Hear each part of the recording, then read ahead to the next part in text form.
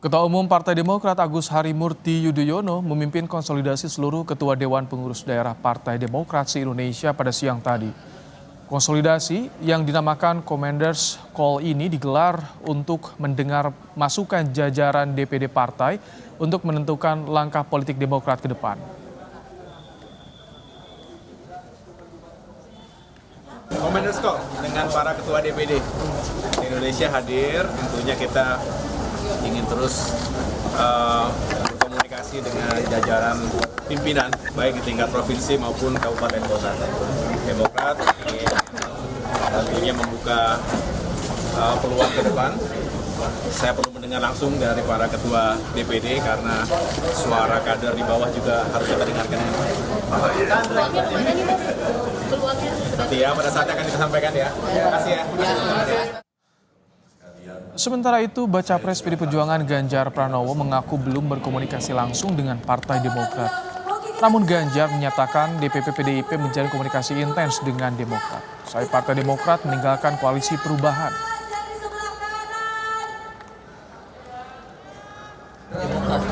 Ada kontak dengan Demokrat?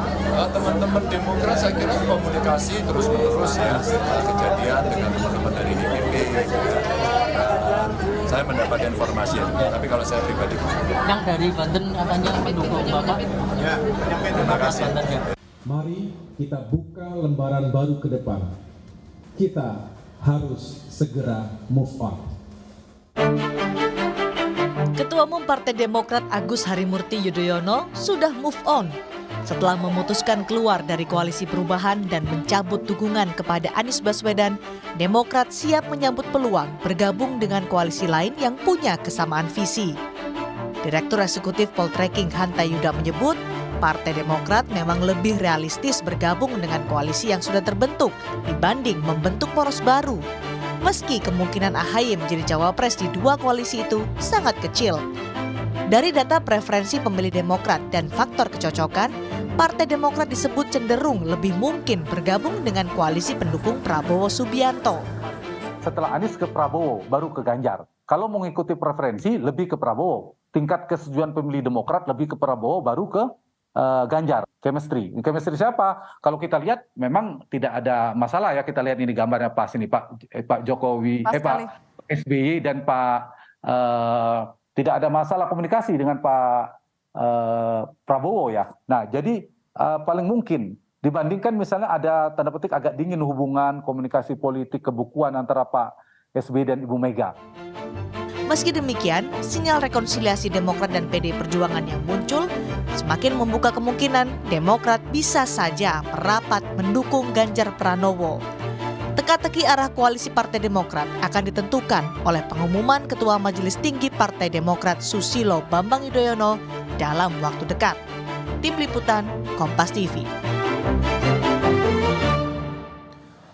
Usai tak lagi dukung Anies dan keluar dari koalisi perubahan, Demokrat kini mencari mitra koalisi baru. Salah satu yang menjadi perhatian adalah soal kode yang dilempar sejumlah politisi Demokrat ke PD Perjuangan. Seberapa besar peluang Demokrat merapat ke PDIP? Kita bahas bersama Direktur Eksekutif Carta Politika Yunarto Wijaya. Selamat petang, Mas Toto. Selamat petang, Mas Ibrahim. Mas Toto, awal kode dari SBY pujian terhadap Ganjar dan juga Prabowo. Kemudian kemarin Mas AHY singgung nama Soekarno di pidatonya. Terakhir, Benny Kaharman menyebut Megawati tidak pernah jahat. Apa yang Anda baca dari komunikasi dari elit Demokrat ini, Mas Toto? Iya, sebetulnya kalau kita tarik ke belakang lagi, ini bukan baru saja terjadi setelah perpecahan koalisi perubahan ya, ketika Demokrat akhirnya memutuskan diri untuk tidak bergabung lagi dengan koalisi perubahan. Tapi kalau kita lihat sebelumnya misalnya sudah ada pertemuan dengan Mas AHY. Itu punya nilai bobot lebih besar dibandingkan dengan pertemuan partai-partai lain karena dalam sentimen historis banyak yang mengatakan hampir tidak mungkin partai ini bahkan untuk membuka komunikasi. Yang kedua, kita juga pernah lihat bagaimana ada ucapan atau tweet simbolik ya dari Pak SBY yang mengutarakan di dalam kereta beliau ada bersama dengan Pak Jokowi, ada bersama dengan Ibu Mega juga menuju ke satu tempat. Saya pikir itu kan sebuah bahasa simbolik, menunjukkan keterbukaan bahkan keinginan dari Pak SBY untuk bersama dengan Ibu Mega. Walaupun konteksnya saat itu belum tentu kita bisa sebut dalam konteks koalisi Pilpres karena saat itu Demokrat masih dalam barisan koalisi perubahan. Jadi kalau dilihat dari sisi itu menurut saya memang terlihat sekali bahasa komunikasi terutama yang dikeluarkan oleh Partai Demokrat memang ada keinginan untuk kemudian bergabung dengan koalisinya Mas Ganjar. Dan kalau kita baca dalam situasi aktual, hal-hal yang tadi Mas Ibrahim sebutkan saya pikir menjustifikasi apa yang tadi saya ceritakan jauh ke belakang. Nah, kalau kita lihat lebih ke belakang lagi pun, kenapa sih misalnya cenderung lebih ke Mas Ganjar dibandingkan dengan Pak Prabowo? Walaupun misalnya PD Perjuangan dengan Demokrat ini cenderung tidak dalam satu barisan selama 20 tahun ya kalau kita lihat. Karena memang kalau kita baca bagaimana persepsi mengenai konflik yang ada di antara dua partai ini, PD Perjuangan dengan Demokrat, mereka tidak berbeda secara ideologis dalam konteks ekstrim seperti PKS dengan PD Perjuangan, atau misalnya ada tuduhan-tuduhan yang sifatnya konfliktual ya, misalnya seperti terjadi antara Nasdem dengan PD Perjuangan. Jadi peluangnya rekonsiliasi besar antara Megawati dan SBY di sini.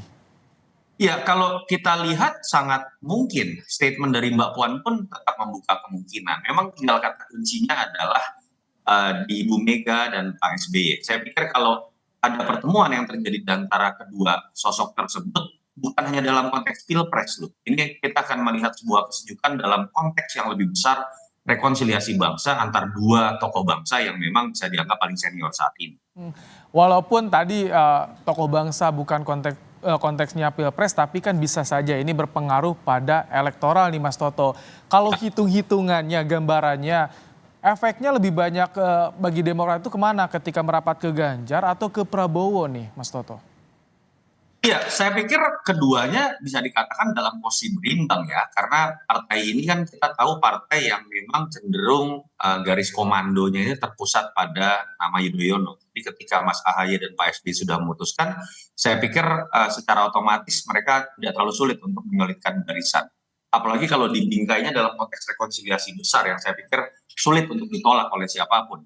Tetapi kalau memang dilihat dari sisi waktu, alangkah baiknya memang andai kata pun ada keinginan masuk ke dalam koalisi Mas Ganjar, sebelum kemudian dikeluarkan nama cawapres Mas Ganjar, lebih baik kemudian Demokrat sudah masuk dalam barisan koalisi ini. Sehingga kemudian tidak terlihat sebagai partai yang uniform belakangan, tapi menjadi bagian dari pengambilan keputusan strategis pada saat nama capres dan cawapres diumumkan. Saya pikir itu momen yang tepat sebelum nama cawapres dari Mas Ganjar diumumkan.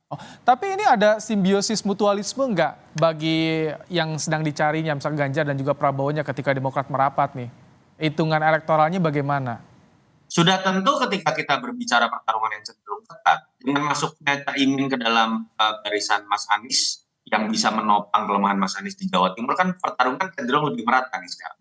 Ada variabel komplementer yang sudah dimiliki oleh sosok yang paling lemah dalam hal ini Mas Anies dibandingkan dengan Prabowo dan Ganjar. Dalam konteks itu, masuknya satu partai baru itu akan sangat berpengaruh. Jadi dalam konteks ini Mas AHY punya harga mahal juga menurut saya, terutama buat konteks persaingan ketat antara Pak Prabowo dengan Mas Ganjar. Dan ketika berbicara mengenai keuntungan buat Demokrat, memang harus diakui mungkin saat ini preferensi pemilih Demokrat cenderung lebih mudah menerima Pak Prabowo karena dua pemilu Demokrat tanda kutip mendukung Pak Prabowo. Tapi kalau dalam konteks narasi besar rekonsiliasi itu bisa dibunyikan di hadapan publik konstituen, itu menurut saya bisa menjadi sebuah booster baru ya. Bukan hanya buat Partai Demokrat, tapi terutama buat PDI Perjuangan. Mas Toto, tapi masih bisa nggak sih untuk saat ini, di momen saat ini, Demokrat propose AHY sebagai bacawa pres bagi keduanya misalkan, masih memungkinkan tidak atau bisa menurunkan daya tawarnya saat ini? Dalam konteks keinginan pasti ya akan dicoba untuk menawarkan Mas AHY sebagai cawapres dan memang elektabilitas Mas AHY juga mumpuni.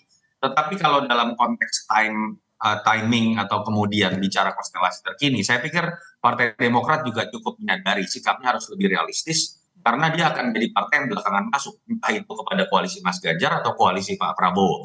Dan itu membutuhkan sebuah kesepakatan dari partai-partai yang misalnya sebelumnya sudah masuk dan merasa sudah berjibaku sebelumnya. Saya sih melihat Demokrat mungkin akan berpikir lebih dalam konteks jangka panjang. Umur Mas AHY juga masih sangat muda, masih banyak kesempatan untuk pemilu-pemilu berikut.